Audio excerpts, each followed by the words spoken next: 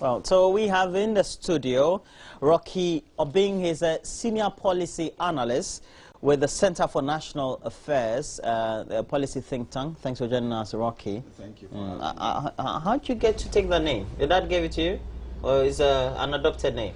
Well, I think it's part of the names. Okay, I have Rocky. Richard Rocky Obeng. Rocky. Yeah. I'm sure you were born around when the film Rocky Balboa was the time. I'm sure your daddy took. All right. So we also have Yao Asani-Tano, the Deputy Communications Director for the CPP. Okay. We're hoping to be in government in the next summer. Now with 2016, we're going to have the votes. Yeah, sure. Thank you Okay, for hopefully. acknowledging that. Yes. Okay. Nurses, trainees, that is nurses as well as the midwife trainees, they have been undertaking a strike action, and they have been raising certain concerns. Mainly those concerns have been with their allowances, and the concerns raised have still not been addressed by government. Now, have you followed the subject of the protests by the nursing as well as the midwifery trainees? Yes, yesterday I heard bits and pieces of the story put together on Joy News, and I had the chance to listen to the parties, the student nurses, and also responses from government officials. So I'm somewhat aware of what has actually transpired. Yeah. What do you make of their concerns? Well, as it is very legitimate. From the information we've gathered so far, there have been a lot of outstanding, and the money should have been long paid.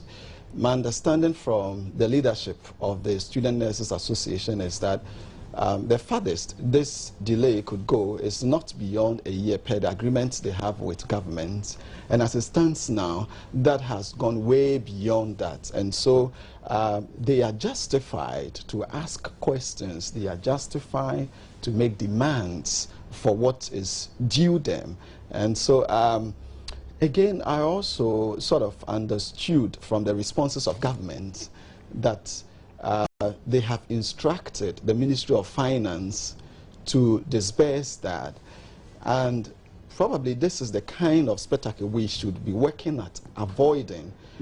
We should not let students studying to become nurses to be on the streets. And if you listen to the tape which was played on Joy News yesterday, there were very, very unfortunate remarks made by some of the students, to the extent that if their demands were not met, they would, not attend properly to patients who come for their services, And it has far-reaching effects if you let professionals who are supposed to place caring for the condition of patients to make such remarks, and for you to minutes later come and say that you have instructed the Ministry of Finance to disperse money. Really, what were we doing then? If we could have given a simple instruction for the Ministry of Finance to honor this pledge to the students.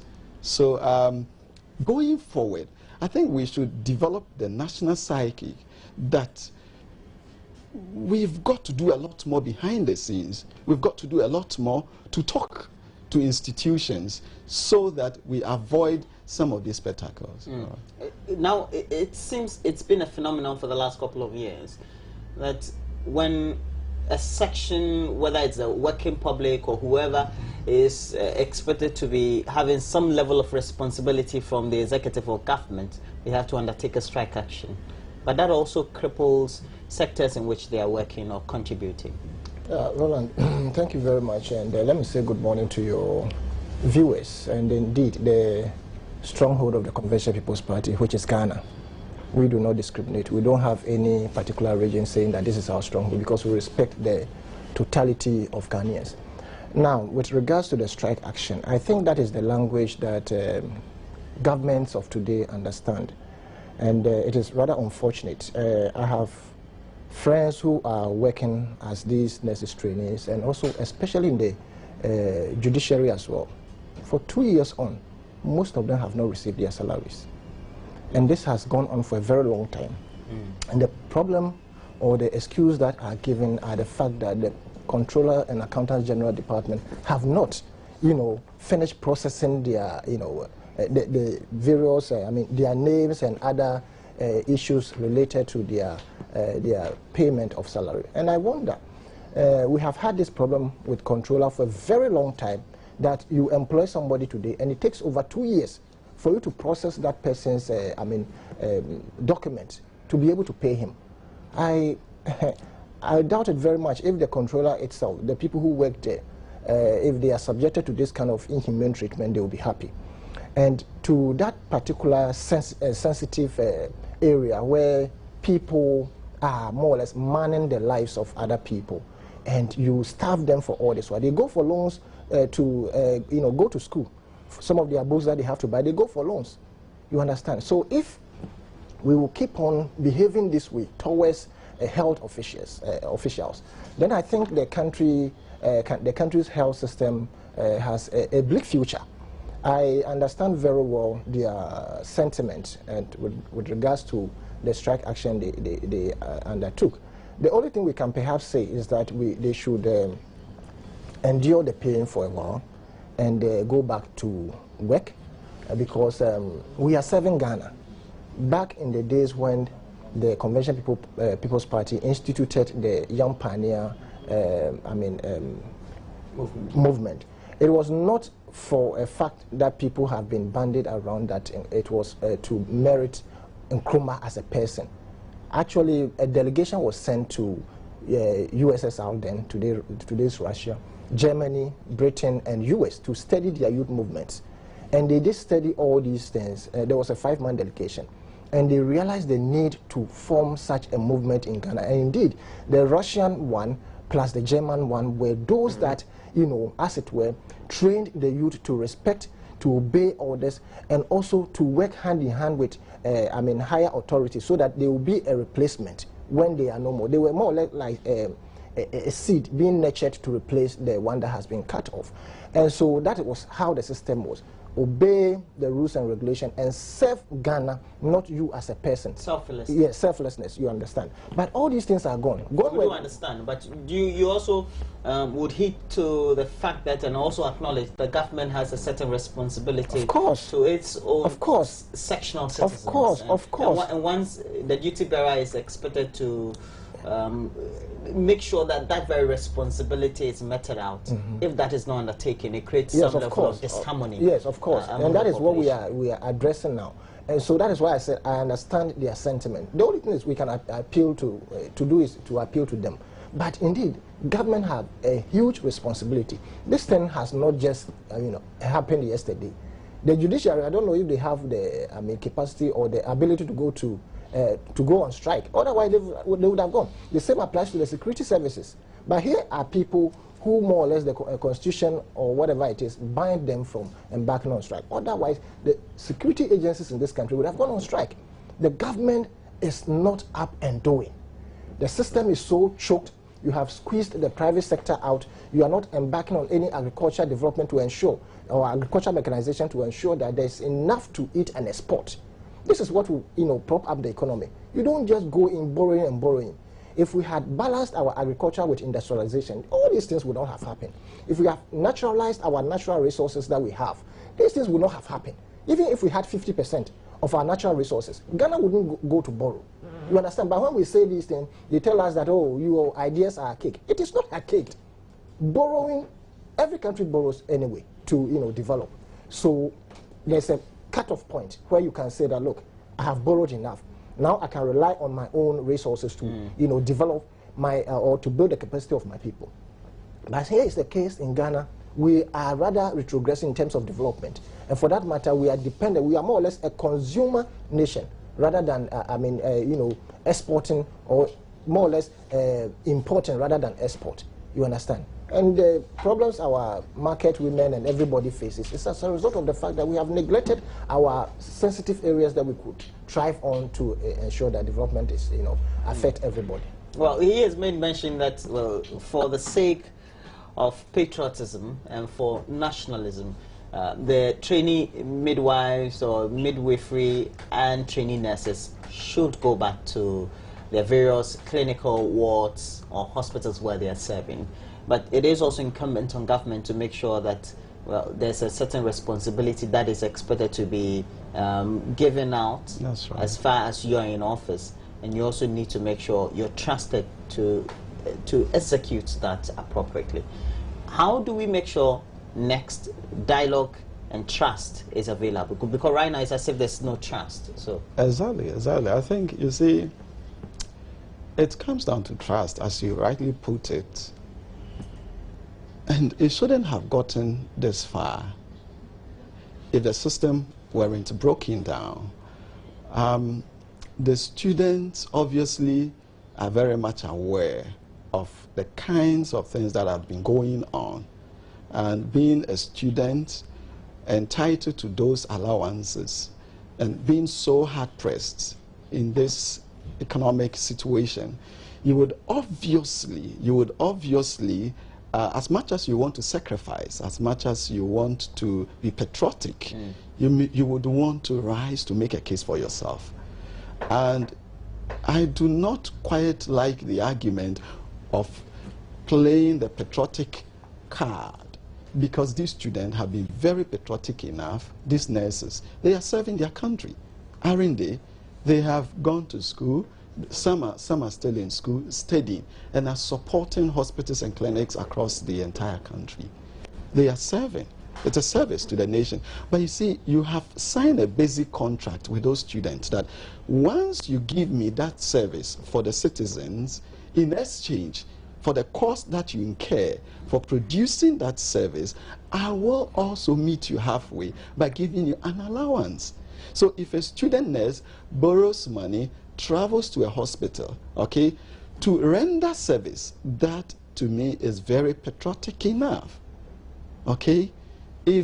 Because, you see, Roland, you go and borrow money, you come to this place to deliver a service, you continue to do that, and for more than a year after you were due, okay, the money hasn't been paid. If somebody comes and say, look, go back, be patriotic, go back to the studio, without your job, Ghanaians will not be properly informed, we need you, you're a key person, that sounds good, but something sounds better. And that which sounds better is that you must be paid so that you can honor your responsibilities. Is picketing or going onto the street is the best way the students can have their attention drawn to their concerns by officials, though? Yeah, Roland, you see, they did not just jump onto the streets. They have done what they have to do, you understand? Meaning what? They have gone through the channel, the appropriate channel to, get their case addressed. But that has fallen on deaf ears, for which reason nobody will just come out and say that I'm going on demonstration because I have not been paid, and once you have not gone through the proper channels and all that. But you see, when I talk of patriotism, I'm not saying that they should, it is appeal I have made. That does not mean that their action was not justified. We all side with them, but we are saying that they augment the services within our various clinics. And it is for this reason that some of us will appeal, even though we feel strongly that the government have not been up and doing. This is not the first time. You see, the seed of mistrust was sown. Whenever I say, people think that I will ask for you, CPP and co. But the seed of mistrust was sown the very day the Convention People's Party was overthrown. From then on, that was when people started, clenching their arms to their chest, not wanting to release funds for the right things to be done. The strike by these young nurses is not new. People have gone on strike on all various sectors. So why is it that the government is not paying attention to them? And it's only when they go on strike that it becomes a topic. And then before we realize, people are rushing to find ways and means of getting their issues addressed. When indeed they have come to you, they have written letters and all that to you. They have used their official channel to communicate to you. Nothing is done until such time when they jump onto the street and you feel that dents your image as a government. Then you think that, oh, let me now solve the issues. So we are more or less doing damage to our own governance system with regards to the various sectors that we man. We feel that, well, it is their job, let them do it. But it's your responsibility also to pay them. You understand? And what baffles me is the borrowing. And indeed, some of us, at a point in time, we all borrow to go to work or do one or two things which relates to work. And we expect at the end of the day, we should be, reimbursed or remunerated. But in this case, 2 years on, Roland, can you imagine? Judiciary have some people, not just one person, but people who are working there, who were employed for the last 2 years, they have not received their salaries. You understand? And if it is coming, it is not going to come in bulk for them to be able to use the money for something substantial. The money comes, in stipends, it trickles in. So you cannot, at the end of the day, use it for any better thing. No, really. So, from the discussion so far, there seems to be a governance lapse, and he's made mention of other sectors that are in dire need of their salaries or entitlements, you see. I think we have to think beyond the strike because there is no guarantee. Okay. There is no guarantee. In saying that, we are facing dire financial straits. That's right. And that has been communicated to the population. Is it a lapsing policy that we're having these difficulties, not necessarily the financial difficulties we're having, but perhaps prioritizing who to pay first and who to sort out first and what, again, also to sort out as far as the finances are concerned? Well, I think generally we need to look at public service delivery in this country. We have to raise a discussion around that. Public service delivery.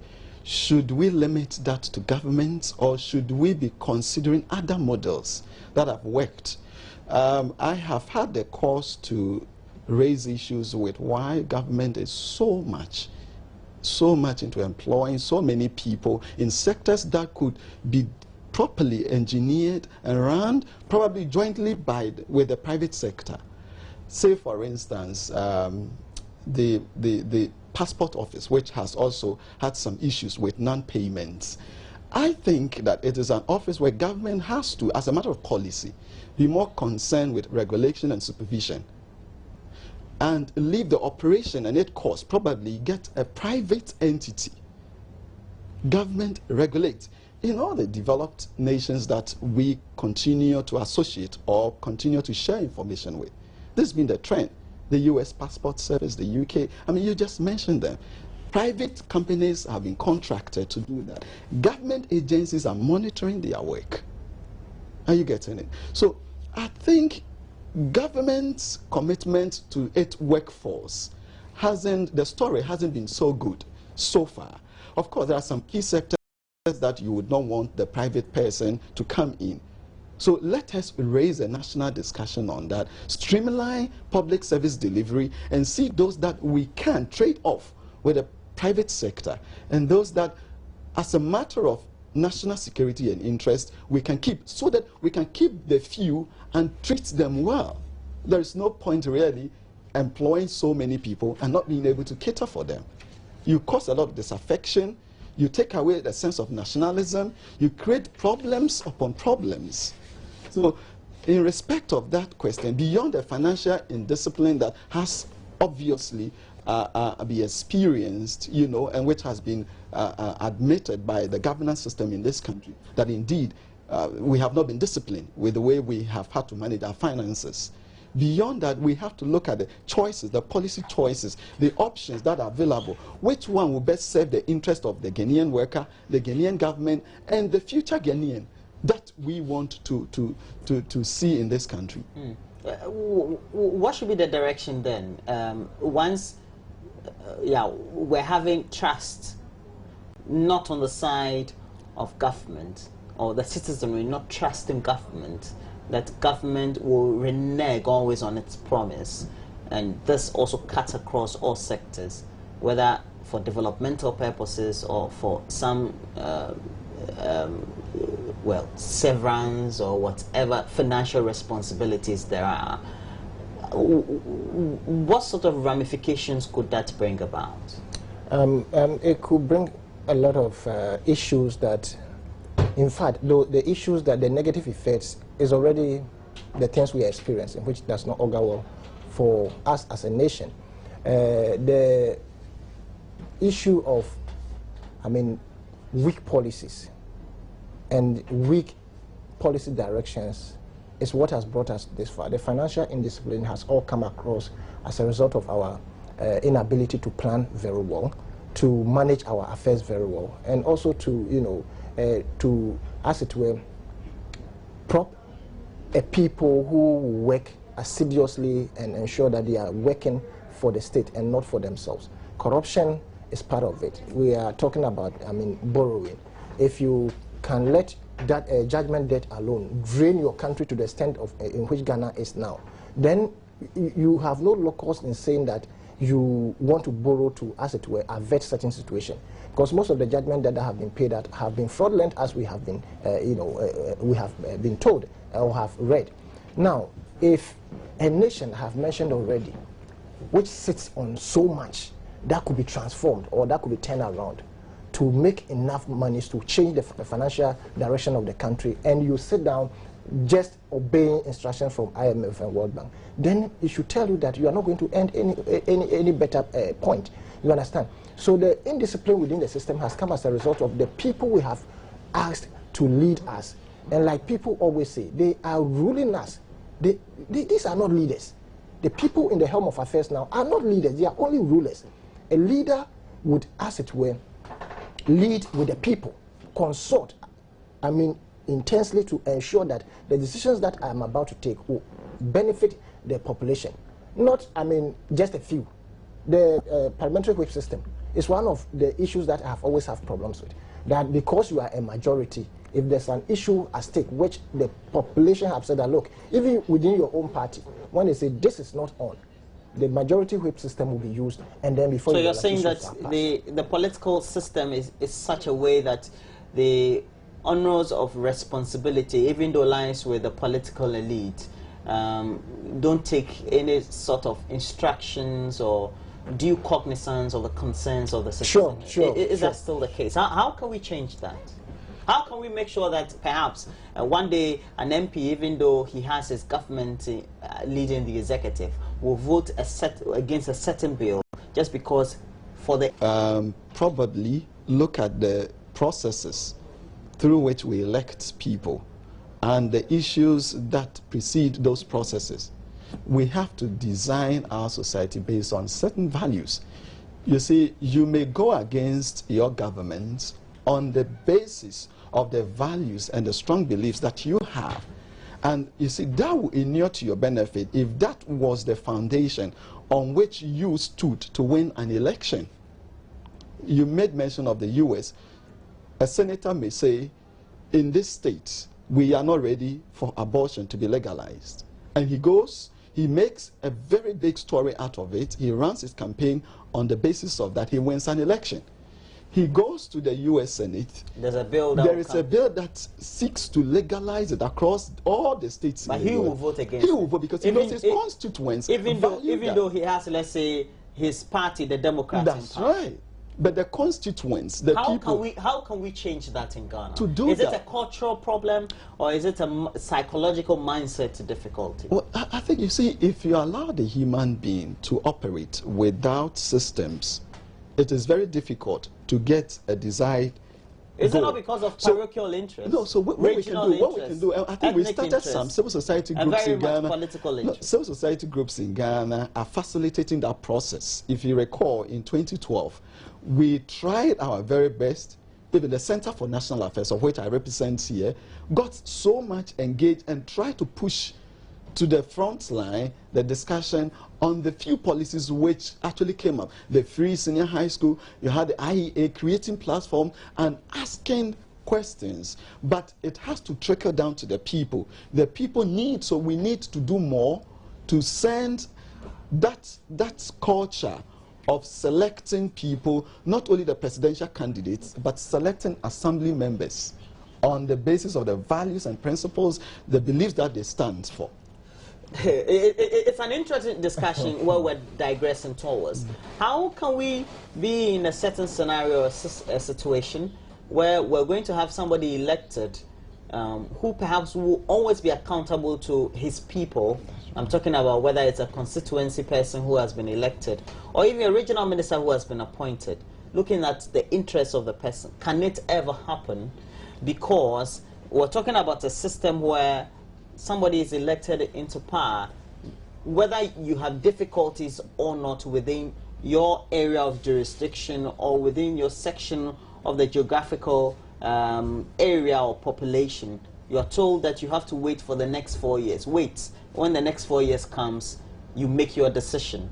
So it means that there's always a lapse between the time that the person is in office till the time when the person is out of office. Roland, a quick one. The citizen is not listened to. A quick one. You see, it escaped me. Devolution of power. That is something that can help cure this. If in our part of the world. That's right. That's right. In our part, devolution of power.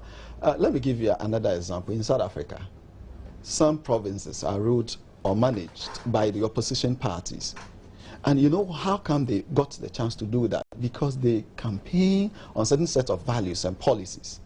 In Ghana, we have to, by now, have some parts of Ghana where probably the New Patriotic Party, which stood firmly by or with the Free Senior High School. Well, I'm coming. It means that our system of governance also needs to change. That's what I'm calling whether we want to practice federalism or some of those. We may keep this, but if we go on the agenda to devolve power, okay, the people's policy, what is at the heart of the people, may be pursued. So regions or districts or constituencies that voted for the NPP should be having free senior secondary school education by now. And that's the way people will come back to the value system. Through which budgets? That's so how do we make sure that the citizenry then can exert that sort of responsibility from political office holders, even when it's not time for voting? It's a great difficulty. Yes. That when you think about well, the question is how do we cross that very Roland, section of the river when we get this there? river will be very difficult to cross because for a long time the very moral fiber and integrity has been broken down, and so people would rather tow along the lines of the interest of people they think put monies in their pocket, rather than being assertive on what they believe in. So it has become a problem. And for this, I will put a mischief to be cured. It is important that we start educating our young people in schools. We need to couch our curriculum to bring in certain moral aspect in terms of, running the future. Like I mentioned in the young pioneers of the Germany and the Soviet Union, today's Russia. They teach the people. For instance, Roland, the manager of this particular area would have somebody understudying him. And indeed, those things were there. That is why we had the industrial attachment and all these things. And the values that the country holds together should go in tandem with the culture of the people. And so when you do this, the mindset is that, look, I'm working for Ghana, and I need to be morally upright in terms of my decision making and everything that I do.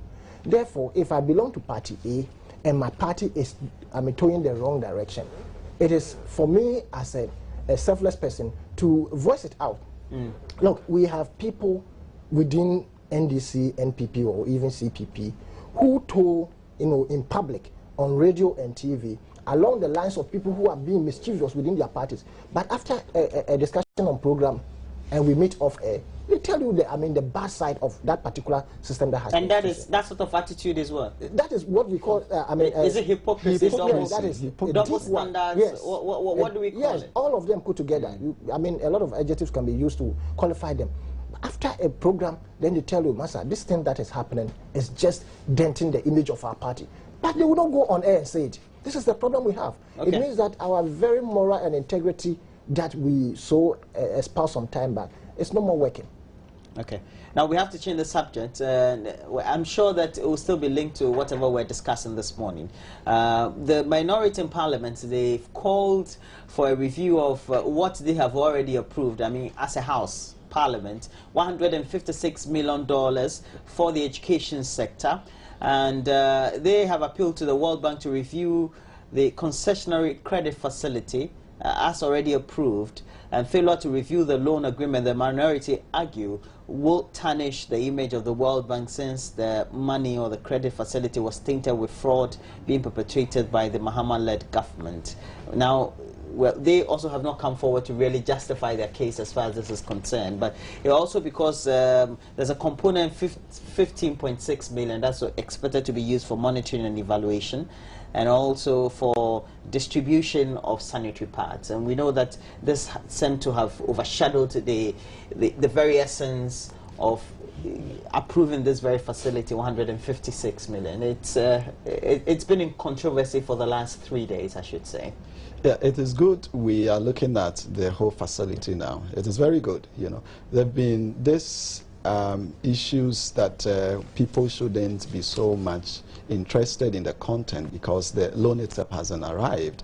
I think that shouldn't be the way to go. The way to go is that once we are aware of this in the offing, we have to raise legitimate questions about it. Now, to the issue proper. When I look at the components of the facility, I think some parts of the facility could be properly addressed through other means. And indeed, the concerns of the minority, from what I gathered yesterday, their concerns, one is that I think the portion of the loan that goes into building schools, about 40% of the cost of that from their statement goes into consultancy services.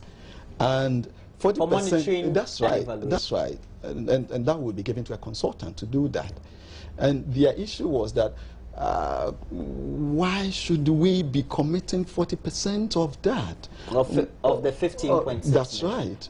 In doing so, shouldn't we engage the bank again to see how best we can even use that portion to build some structured agencies in Ghana to do the monitoring instead of giving it out to private persons to profit from it? Say, for instance, we can work with the architectural department of KNUST and the other academic institutions and see how we can build their capacity to do the monitoring and evaluation. So that subsequent, that's right, for a fee. But subsequently you build their capacity. That's right. And you can always use them. That's other if you give that portion to a private person, the company may decide to pursue other interests. So you're in future. siding with them?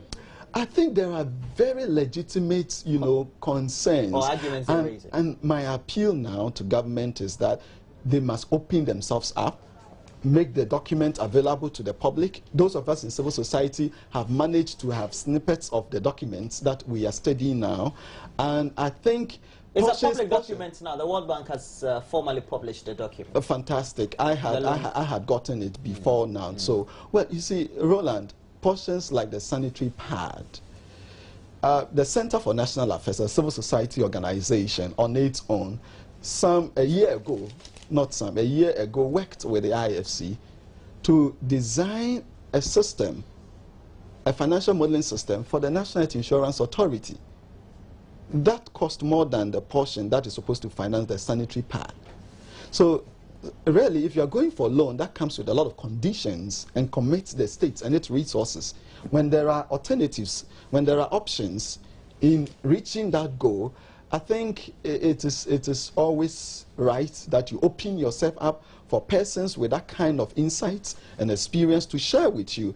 And we should stay away from that protectionism attitude towards discussing government loans, government policies, and once it is a loan that government is contracting, everybody who is sympathetic to government wants to find everything right with it. I think we should open ourselves. It is not a grant. If it were to be a grant, those it's of just us a concessionary loan. Fantastic. Well, so it means that the interest is... that's right. Well, whether concessionary or proper loan, what we must know is that we have to repay this money back. If it were to be a grant, then we would be using it for development and wouldn't pay or wouldn't have any commitment. Yeah. Okay. What do you say are the merits of having such a facility? Because we're being told, at least we're going to have in excess of over 20 new schools being built. Existing ones will be rehabilitated, and then we're going to have scholarships out of this. Well, there's a section that we can even buy chalk and some other things all from it. Now, a component for monitoring and evaluation also attached provision of sanitary pads for young girls in specific areas who have been identified to not usually go to school within that part of the month. And this generally also tend to affect the overall attendance and school going within the period. Well, and thank you very much. And I, for one, have stated already, even this morning here, that we are a country that should not have been going for loans up until well, now we have to go for, so we're going for it. Let's talk about what we're going for. Now, we have contracted this loan, or supposed loan that is supposed to come into this country. First of all, let me say that the hypocrisy within the system is just too much on the part of especially the NPP and NDC. If it were the NPP who were in power and they decided to go for this loan and there was this component in it, the NDC would have opposed it. You understand? So it has been the order of the day that what party B does not favor party A. And so that is the norm within our body politics. Now, the schools that these monies are going to support, 23 or so new schools, we have been asking. The government already promised to put up 200 senior high schools before they finish their tenure of office. And they cut off for, I think, 50 or so.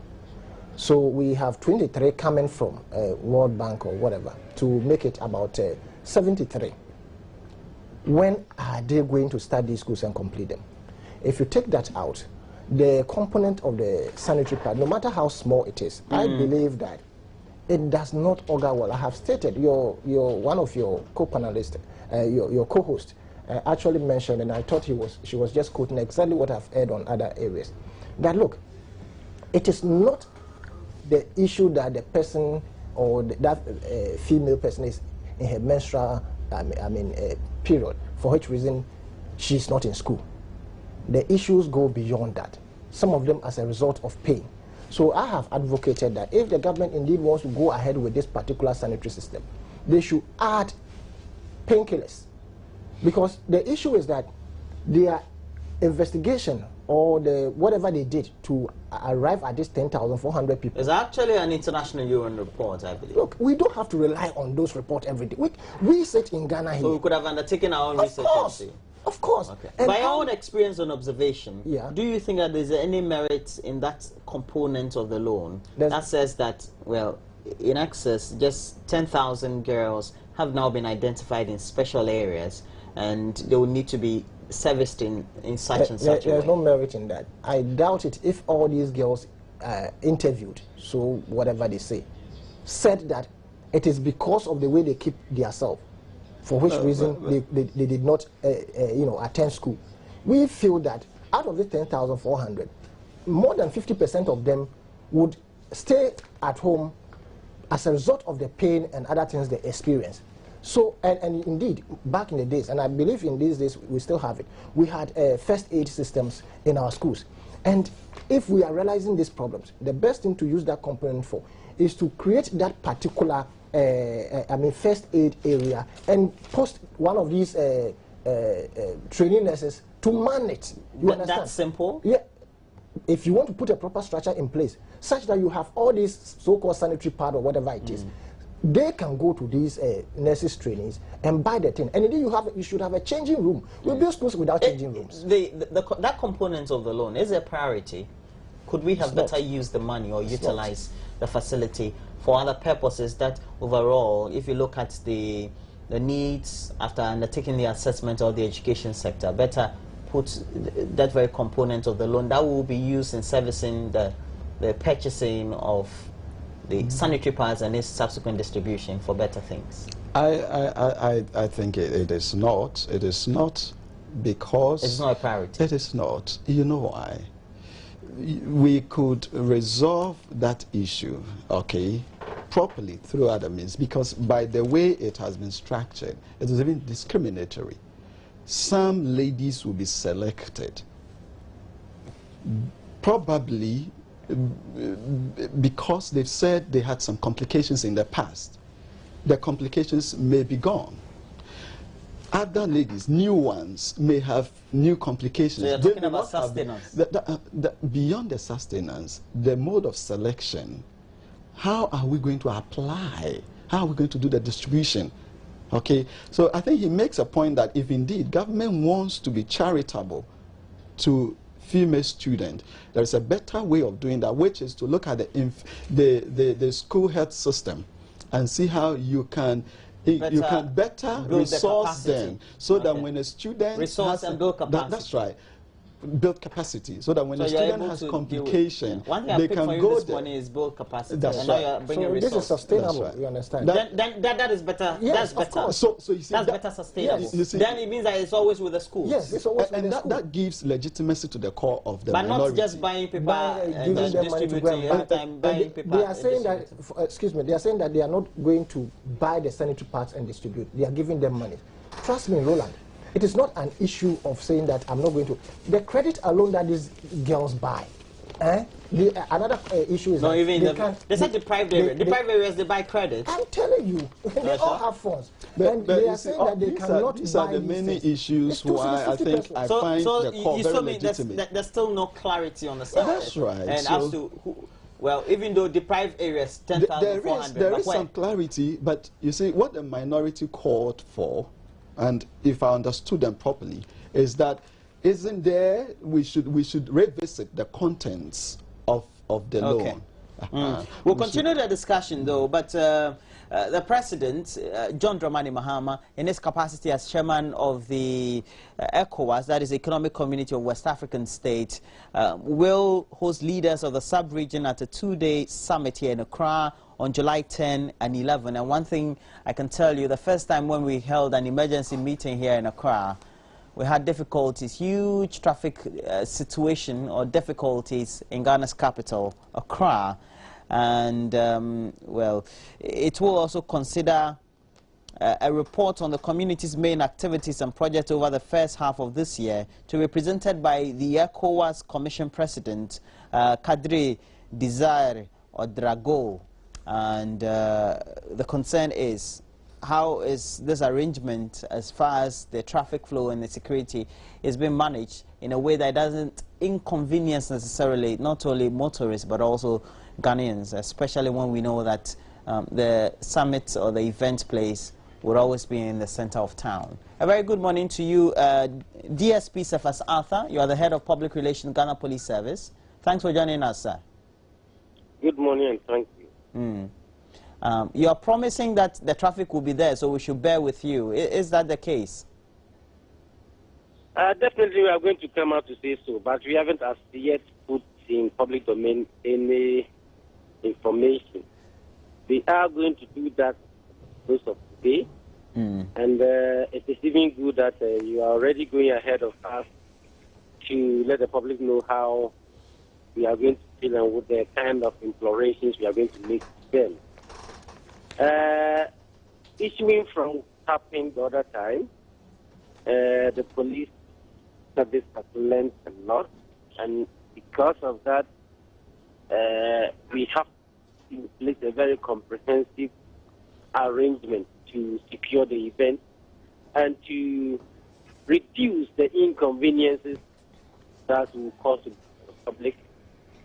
And then, because of that, definitely there will be some closures of roads. That is going to be settled on this morning. And in view of that, we have invited a few media houses to join our commanders and technical men to go onto the roads and the various points that we shall close this morning at 9 o'clock. So we are making every effort to ensure that the kind of inconvenience that we cause the motoring public and the entire members of the country or of the public is not repeated. And so, whilst you give those assurances, you're saying that the traffic will be there, nonetheless? Oh, naturally, even without certain events of such a magnitude, we record some traffic situations, you know. And so we are going to see to ensure that we stage it completely. It is mitigated. Okay. Such that people do not go through the kind of inconveniences that they went through a very, very comprehensive arrangement has been made. We are going to finalize it this morning, and before long, we'll put the details of the arrangement in public domain so that the public can also bear with us where they have to make some sacrifices and where the kind of diversions that we are going to create for them so that they can also go about their activities in peace. We know that this is a two-day summit, but getting a hindsight from the last time, even after the event, when we were told formally that the officials had even jetted off to their various or respective countries, the traffic stayed with us for a couple of hours, if not at least for the rest of the day, before the next day we had the clearance. So is it possible it is going to exceed the two-day period? I mean, the time when you're going to have the diversions and we're likely to experience the traffic problem or situation? Yeah, before then, you would also agree that even after after we said that the event has come to an end, the traffic remained the same. Although there was some amount of traffic, it reduced drastically.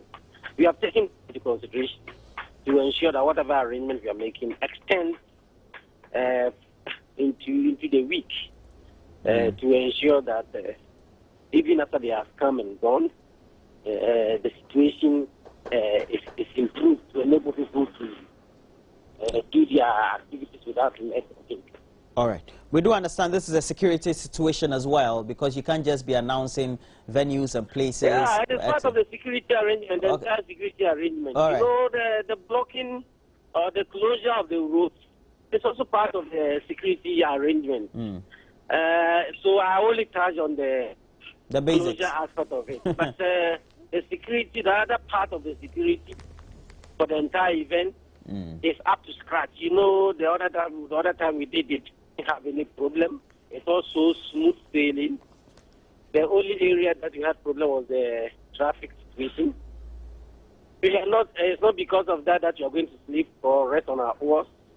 We are ensuring that we strengthen security even more to ensure that nobody takes advantage of the situation and cause any misery for the people of West Africa and for the people of Ghana. We want to continue to hold our name and our image in the world to ensure that our reputation remains intact. Okay. Just a point though. What would the event be held, the meeting? At the appropriate time, It's also a security concern. At the appropriate time, the appropriate authorities will put that in public domain. I know For now, okay. Let us talk about the motor traffic situation and other areas. All right. I like that point. You said that you are not going to rest on your oars. Just scoring some public opinion points there. That's not political points, sorry. Okay, DSP Cephas Arthur, I wish you a very good day, and thanks for speaking to us and giving us or apprising us of the likely traffic complications we're likely also to experience as motorists and citizens of Accra coming Thursday and Friday. That is the 10th and 11th, when we're going to have the meeting where the chairman of ECOWAS, President John Dramani Mahama, will host the regional leaders at the two-day summit in Accra. It is the ECOWAS summit, and so brace yourselves up. 156. So now, where do we move from here? How do we make sure that we need to get consensus on projects that are expected to be beneficial to everybody? Because in truth, when you read contents of the agreement and the loan itself, the objects, you get to find that if you do a content analysis, at the end of the day, if adequately implemented, it is going to benefit overall. I think to guarantee that, we need to be transparent. We have to open ourselves and very tolerant. Who has to? The government, which is engineering this, must be transparent, tolerant.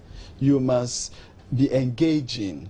Open yourself up, let people criticize it, let the entire contents of the facility be with the public, and accept with genuine heart criticism of it and do not approach it with a preconceived, mindset of taking it as though it is coming from someone who doesn't wish you well.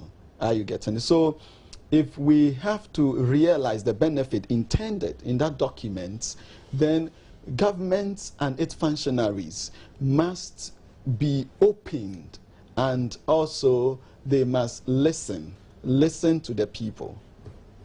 Right. Roland, I think you mentioned the word rightly, if they are properly implemented. Oh, that's not what I said? Yes. If. Indeed, all the loans that this country or governments after the Convention People's Party have gone for, if they have been properly used, properly implemented with the projects that they are meant for, Ghana would have been a haven to live in. I hope you're not saying that my question was premised on the fact that perhaps I had a preconceived notion that loans are not used to... It is exactly what I was going to say, that loans contracted have not been used properly. Most of it goes... So there's the anxiety and the fear. Yes, the implementation process has been very, very opaque, such that you find it difficult to understand how they, they distribute the monies. At the end of the day, nothing comes out. We are witnessing a whole range of Public Accounts Committee and the Judgment Day Committee and all that. So we know that loans will be gone. So we have problem with implementation of of activities, of course, projects, timelines, implementation, assessment, outcomes, and all of that. And management. That's right. Yes. Management. If I pick money from you, I expect for a particular project, I expect to give you timelines that in 3 months' time, this is where I should get to. In 5 months or 6 months' time, quarterly, I should be appraising the people that I got the loan, and even the people that the loan is going to affect, you understand, or benefit. So these are the problems we have. We have never had a strict, implementation of a particular facility we contract with regards to specific project. And this one will not be any different. Before we finish, most of the monies, like they talk about consultancy, the consultancy will be themselves. You understand? So these are the problems we face. Those are speculations. That they comment of yours is... They are realities. You have to turn into a consultant. And since you're a politician, I'm sure you'll get one of those consultants. Well, if you give me a consultancy which you are trying to induce me, I'll reject it by my principles of the Nkrumahism and scientific socialism. I'll reject it. Moses. All right, so we have to end the discussion, but I wanted to ask you on whether you've had some anxiety on Ebola, etc. Now we're being told the initial test of the suspected case that was reported again suspiciously at the Nyaho medical facility here in Accra are said to be negative. My only take has to do with the people who are accusing... The wife tells me you like bushmeat, or your girlfriend tells me you like bushmeat. Why? Anyway, the people who are accusing the media, I think they are the people I find on the wrong side. I think they shouldn't. That's as far as the loan is concerned. The Ebola, they think there's a lot of sensationalism. But it's a serious issue. That's right. And the way we communicate as a people, government information machinery in the rural communities is broken down. They rely heavily on the media, and as scary as this virus is, I think it is proper. We should rather commend them for raising the awareness at no fee. So my issue has to do with those who are accusing the media for injecting a lot of sensationalism. At least the media also plays some important role as far as giving some mass education to the population.